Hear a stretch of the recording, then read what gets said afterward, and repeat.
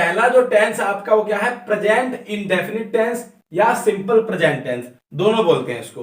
अब देखिए इनकी पहचान क्या होती है, मतलब हम सेंटेंस को देख के कैसे पता करें कि ये प्रेजेंट इंडेफिनिट टेंस है। अगर हमें हिंदी में कोई वाक्य लिखा हुआ है तो हमें कैसे पता चले कि ये present indefinite tense simple present tense है। तो आप क्या करेंगे, उसके लिए आप सिर्फ देखेंगे लास्ट में उसके जो वर्ब के साथ, मतलब जो क्रिया हो रही है, जो क्रिया हो रही है, खाना पीना आना जाना, क्रिया का मतलब क्या होता है, वर्ब का मतलब ये होता है जो काम होता है। देखो फॉर्म्स ऑफ वर्ब्स आपको याद करनी पड़ेगी, मतलब जो क्रिया होती है, जैसे जाना की गो वेंट गोन, पहली फॉर्म गो, दूसरी फॉर्म वेंट, तीसरी फॉर्म गोन। ऐसे ही खाना की ईट एट ईटन। तो ये जो फॉर्म्स ऑफ वर्ब्स है आपको याद करनी पड़ेंगी। उसके बाद यहाँ पर हम फिल कर पाते हैं। फिर कोई देखो वर्ब की पहली फॉर्म भी लगती है कई जगह तीसरी लगती है, कई जगह दूसरी भी लगती है। अब देखिए जरा कैसे पता चले, तो लास्ट में ना वर्ब के साथ ता है, ती है, ते हूं, ता है, ऐसा कुछ आएगा। ता ते ती आएगा, और है तो आएगा ही, क्यों, क्योंकि प्रेजेंट की बात हो रही है ना। लास्ट में ता ती ते होगा। अब देखिए जरा कैसे, देखो ये मैं आम खाता हूं, लास्ट में कहा गया ता हूं, इसका मतलब कौन सा टेंस है, ये simple present, present indefinite tense है। तो हमें पता चल गया प्रेजेंट इंडेफिनिट टेंस है।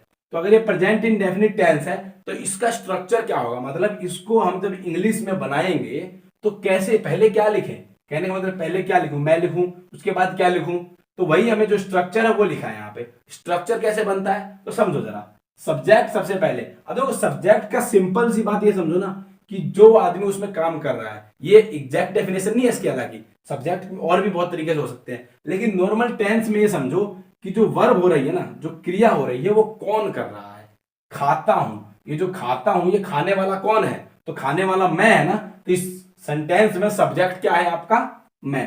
तो देखो सिंपल सी एक बात लिख लो कि सब्जेक्ट का पता कैसे चलेगा, तो आप वर्ब में जो वर्ब हो रही है ना उसमें कौन लगाकर प्रश्न पूछो, कौन लगाकर, कौन मतलब हु, कौन लगाकर प्रश्न पूछिए। कहने का मतलब कि मैं कौन लगाता हूं, कौन खाता है, तो कौन खाता है, तो मैं खाता है ना। तो इसका मतलब क्या, मैं हो गया आपका सब्जेक्ट। ऐसे ही आपको देखो ऑब्जेक्ट भी पता करना होता है। तो ऑब्जेक्ट का मतलब क्या होता है, देखो ऑब्जेक्ट कैसे पता चलता है, तो क्या, देखो ऑब्जेक्ट होता है क्या या किसे लगाकर। आप क्या या किसे लगाकर प्रश्न पूछेंगे ना, तो जो आंसर मिलेगा वो ऑब्जेक्ट होता है। कैसे, क्या खाता है, क्या खाता है, आम खाता है ना, ठीक है, तो आम हो गया ऑब्जेक्ट। लेकिन मान लो क्या लगा के उत्तर नहीं मिलता, तो मैं बोलता किसे खाता है, लेकिन यहां पर किसे नहीं है, यहां पर क्या से आंसर मिल जाएगा ना, क्या खाता है। अगर मान लो क्या से आंसर नहीं मिलता तो किसे से मिलेगा, इन दोनों में से किसी एक से आंसर पक्का मिलेगा, तो उसमें ऑब्जेक्ट है। और अगर नहीं मिल रहा है इसका मतलब ऑब्जेक्ट नहीं है। अगर मान लो मैं कह दूं कि मैं जाता हूं, तो मैं जाता हूं, मैं क्या जाता हूं, किसे जाता हूं, पता नहीं है ना, तो इसका मतलब क्या, आपका ऑब्जेक्ट नहीं है उसमें, समझे। इसीलिए क्या और किसे लगाकर प्रश्न पूछो तो आपको पता चल जाएगा ऑब्जेक्ट का, ठीक। अब उसके बाद हम इस स्ट्रक्चर में वैल्यू फिल कर देते हैं, मतलब वैल्यू मतलब कि जो सब्जेक्ट है सब्जेक्ट की जगह, जो ऑब्जेक्ट है ऑब्जेक्ट की जगह, ओटी का मतलब है अदर थिंग। अब देखो V1 होती है, इसमें सबसे इंपॉर्टेंट बात तो वर्ब की पहली फॉर्म आती है। और इसमें जो सबसे ज्यादा गलती करते हैं बच्चे वो ये करते हैं कि इसकी भी इंग्लिश बना जाते हैं। जो यहाँ पे हूं लिखा है उसकी एम लिख देते हैं, या है लिखा हो तो इज लिख देते हैं, हो लिखा हो तो आर लिख देते हैं, लेकिन यहां नहीं होता, याद रहे। प्रेजेंट इंडेफिनिट जो टेंस होता है इसके अंदर आप इसकी इंग्लिश नहीं लिखते। जो हमारा स्ट्रक्चर है इसके अकॉर्डिंग ही सेंटेंस बनाएंगे हम, कभी भी अपने हिसाब से नहीं बना देंगे किसी की भी इंग्लिश। स्ट्रक्चर क्या कहता है कि पहले सब्जेक्ट लिखिए, फिर वर्ब की पहली फॉर्म लिखिए, फिर ऑब्जेक्ट लिखिए, फिर जो बच्चा है वो लिखिए। कहीं भी यहां पर हमने हेल्पिंग वर्ब लिखा, ये क्या होती है, ये हेल्पिंग वर्ब होती है। कहीं पर भी लिखा है हमने हेल्पिंग वर्ब तो नहीं लिखा, तो यहां पर नहीं आएंगी, हम लिखेंगे नहीं, इसकी इंग्लिश बनाएंगे जब। तो इसे बिठा देता हूं मैं, ये सिर्फ बताने के लिए था कि सब्जेक्ट ऑब्जेक्ट का पता कैसे चले। तो बनाइए इसको जरा इंग्लिश में। देखिए सबसे पहले है सब्जेक्ट, सब्जेक्ट मतलब मैं, तो मैं की इंग्लिश क्या होती है, तो मैं की इंग्लिश होती है आई। अच्छा, उसके बाद V1, तो V1 मतलब पहली फॉर्म, मैंने कहा ना 3 फॉर्म्स होती है वर्ब की, तो पहली फॉर्म क्या होती है, खाना की, ईट होती है। तो खाता की नहीं होती है, वर्ब क्या है, खाना है। खाता से तो ये पता चल रहा है कि प्रेजेंट इंडेफिनिट टेंस है, लेकिन जो असल में वर्ब है, वर्ब क्या है, खाना। जैसे पीना, आना, जाना, ये होती है वर्ब। तो खाना की इंग्लिश क्या होती है, तो पहली फॉर्म होती है ईट, दूसरी एट, तीसरी ईटन। यहां पर वर्ब की पहली फॉर्म आएगी मतलब ईट आएगी। अब कह रहा है कि एस और यस इफ नेसेसरी, मतलब एस और यस लगाना है अगर जरूरी हो, यहां पर जरूरी नहीं है। अभी बताऊंगा कहाँ जरूरी होता है कहाँ जरूरी नहीं होता, मतलब कहाँ वर्ब में एस और यस लगती है, कहाँ वर्ब में एस और यस नहीं लगती है। तो आई ईट ऑब्जेक्ट क्या है, आम, आम मतलब मैंगो बस, और इसकी बन गई। कोई यहाँ पर एम नहीं लगा सकता कि आई एम ईट मैंगो, गलत हो जाएगा वो। अब देखिए एस और यस कहाँ लगेगा, तो बात समझो जरा। जब भी जो आपका सब्जेक्ट है, इफ सब्जेक्ट मतलब अगर आपका जो सब्जेक्ट है वो क्या है, ही है, सी है, इट है, ही सी इट, या सिंगुलर, या सिंगुलर नाउन है। बात समझ में आई? सिंगुलर नाउन का मतलब समझ में आ रहा है ना आपके? सिंगुलर नाउन का मतलब ये होता है, देखो नाउन हमने पढ़े, उसमें सिंगुलर नाउन का पता होना चाहिए आपको। देखो प्रॉपर भी हो सकता है, कॉमन भी हो सकता है, लेकिन अगर सिंगुलर नाउन है तो एक बात समझो, ही सी इट या सिंगुलर नाउन, और ये ना समझ आए ना तो किसी भी चीज का नाम समझ लो, नेम। हालांकि नेम से सिर्फ सेटिस्फाई नहीं होगा ये, क्यों? अगर ब्रदर भी आ जाए ना तो ब्रदर किसी का नाम नहीं है, लेकिन फिर भी वर्ब में एस और यस लगता है। तो कहीं भी ही सी इट सब्जेक्ट की जगह और सिंगुलर नाउन है तो आप क्या लगाएंगे, वर्ब में एस या ई एस। ये बात समझ में आई? अब देखो यहां पर क्या ये है, क्या ये ही सी इट है, नहीं है, और कोई सिंगुलर नाउन, तो जब ये प्रोनाउन है तो नाउन कैसे होगा?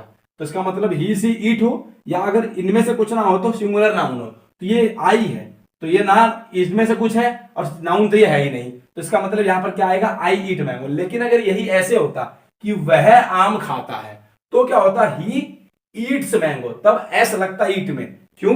क्योंकि देखो अभी लिखा ना ही सी इट अगर हो तो वर्ब में एस और यस लगाना पड़ता है। क्यों लगाना पड़ता है? सिंपल सा नियम है सब्जेक्ट वर्ब एग्रीमेंट का, क्या कि जब आपका सब्जेक्ट सिंगुलर हो तो आपकी वर्ब भी सिंगुलर होनी चाहिए। और याद रहे जब वर्ब में एस और यस लगाकर वो सिंगुलर बनते हैं। जैसे नॉर्मल मैं कहता हूं बॉय, तो बॉयज प्लूरल होता था, लेकिन अगर मैं वर्ब में एस और यस लगाऊं तो ये सिंगुलर बनते हैं, प्लूरल नहीं बनते। नॉर्मल जो नाउन होते हैं वो प्लूरल बन जाते हैं, लेकिन वर्ब में एस और यस लगाने पर सिंगुलर बनते हैं। अब देखो आई को छोड़ के ना बाकी जितने भी सिंगुलर हैं उनमें आप नहीं लगाते हैं, कहने का मतलब आई भी सिंगुलर है वैसे तो, लेकिन यहाँ पर एस और यस नहीं लगता है। अगर प्रोनाउन में कोई ही सी इट है तब तो लगेगा, वरना नहीं लगेगा। और अगर नाउन है तो सिंगुलर नाउन है तब लगेगा। अब उसके बाद देखो ये तो हो गया अफर्मेटिव ना आपका, मतलब अफर्मेटिव सेंटेंस है ये। लेकिन अगर इसी का नेगेटिव या इंटेरोगेटिव बनाना हो, सबसे पहले समझो जरा इंटेरोगेटिव।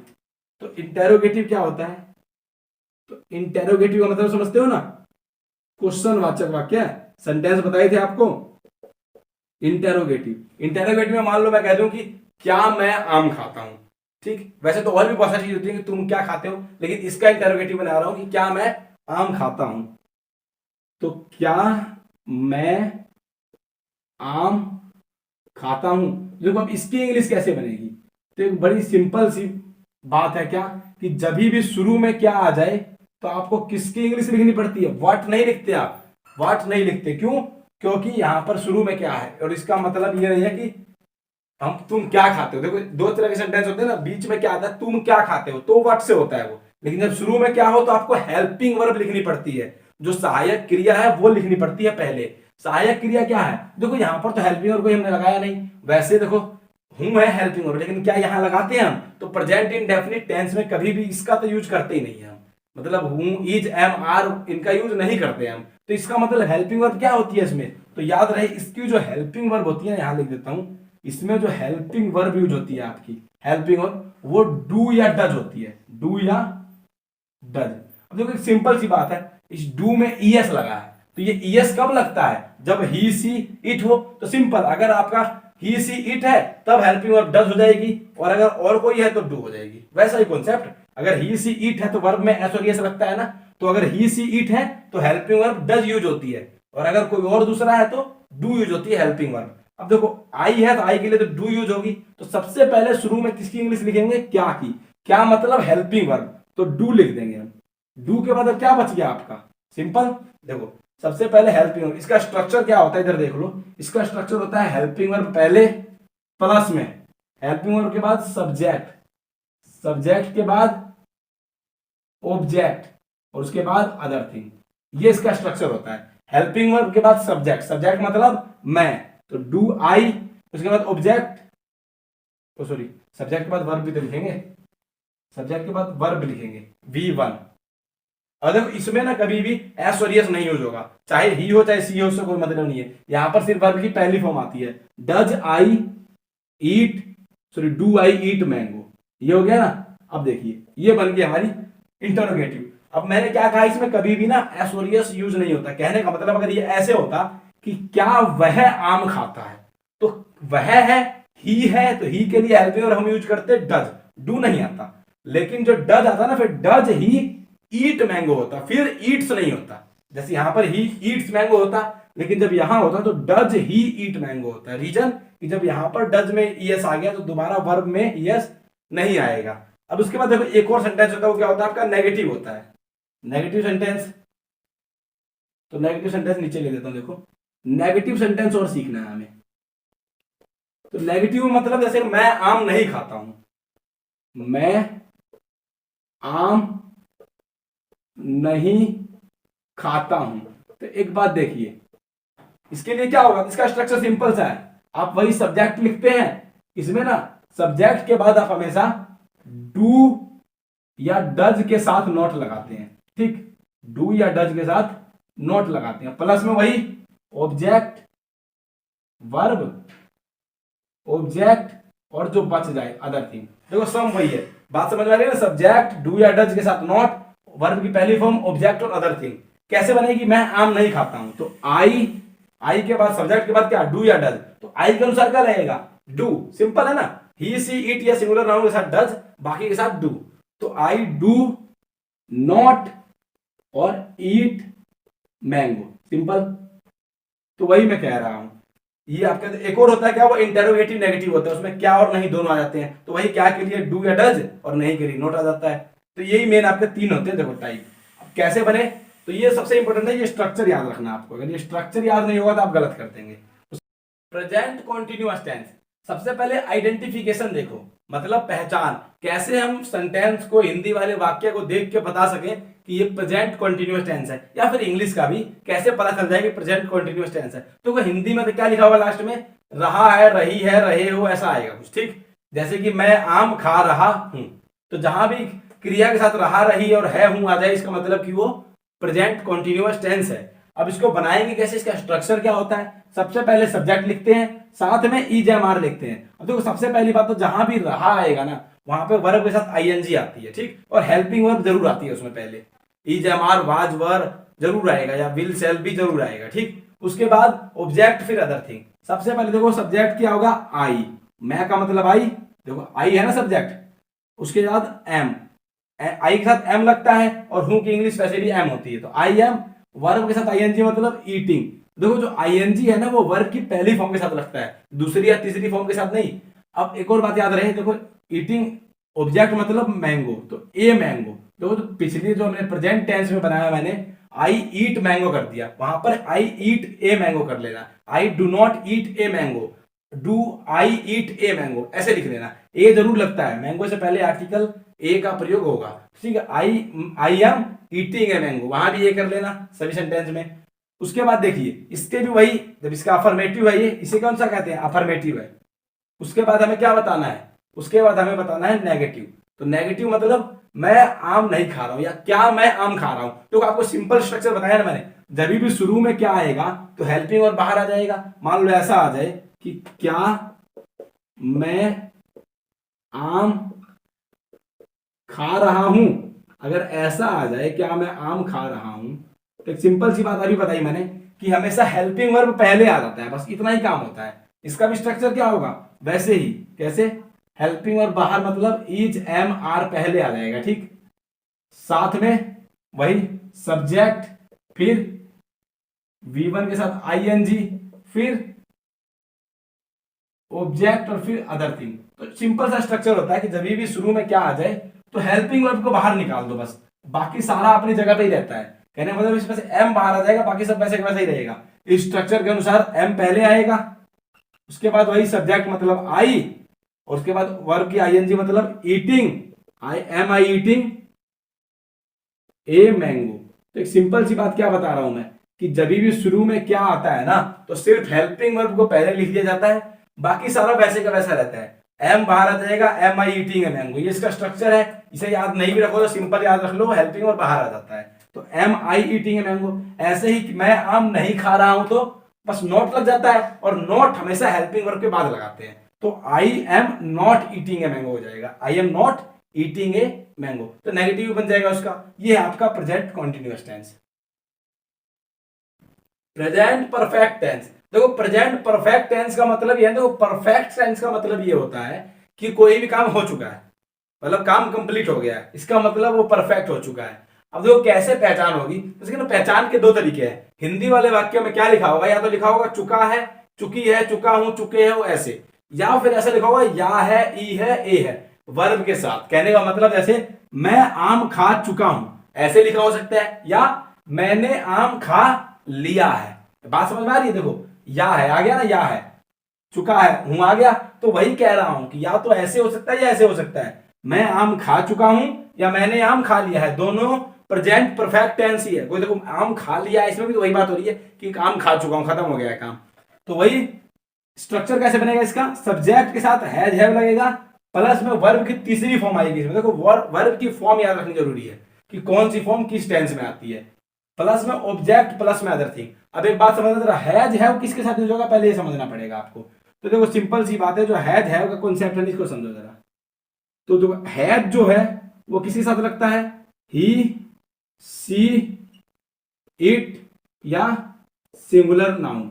अभी बताया ना आपको, जिसके साथ डू डज लगता है उसी के साथ हैज हैव लगता है, तो ही, सी, इट या सिंगुलर नाउन। और उसके साथ उसके बाद और क्या है, हैव हो गया, तो हैव किसके साथ लगेगा, तो जो बच गए आई, यू,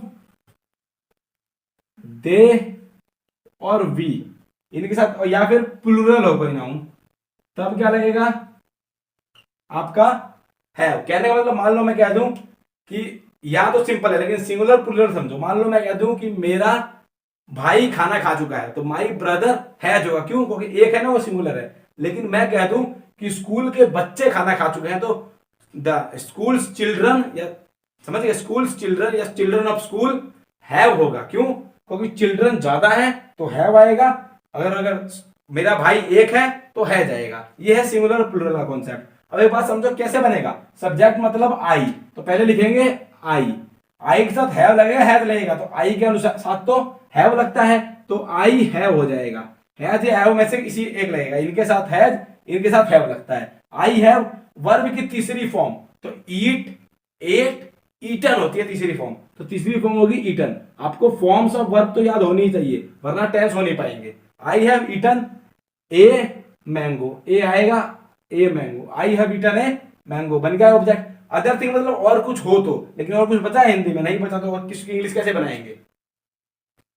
उसके बाद देखिए इसी का मान लो अफर्मेटिव के बाद हम करते हैं इंटरोगेटिव, मतलब प्रश्नवाचक। तो कैसे करेंगे इंटरोगेटिव, तो सिंपल सी बात है ना, मैंने अभी बताया इंटरोगेटिव में कुछ ज्यादा नहीं सोचना आपको, हेल्पिंग वर्ब बाहर निकाल देना है। हेल्पिंग वर्ब क्या है इसमें, हैज हैव।